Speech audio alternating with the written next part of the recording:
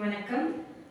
அடுத்ததாக நம்ம பார்க்கவில்லை தலைப்பு தியான ஸ்லோகம். தியான ஸ்லோகம் என்பது இந்த பாடவரிகள் இடம்பெற்றுள்ளது.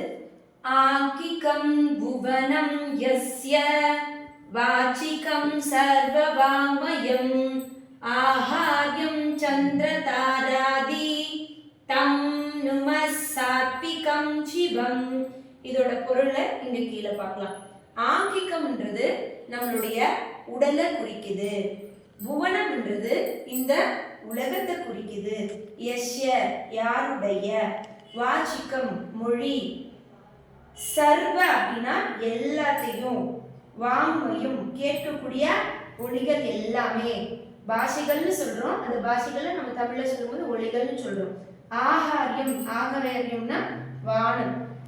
சந்திர அப்படின்னா சந்திரனை குறிக்குது.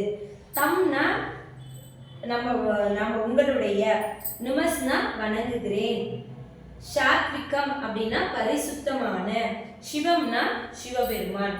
இதுல என்ன பொருள் சொல்றாங்கன்னா, இந்த உலகம் முழுவதையும் உடம்பாகவும் கேட்கும் ஒளிகள் அனைத்தையும் ஒரே பாஷையாகவும் சந்திர நட்சத்திரங்களை தன்னுடைய ஆபரணங்களாகவும் அணிந்துள்ள சிவபெருமானை நான் வணங்குகிறேன் அப்படின்னு சொல்றாங்க. இதை எப்படி ஆடல் மூலமா செய்யுதுன்னு பார்க்கலாம்.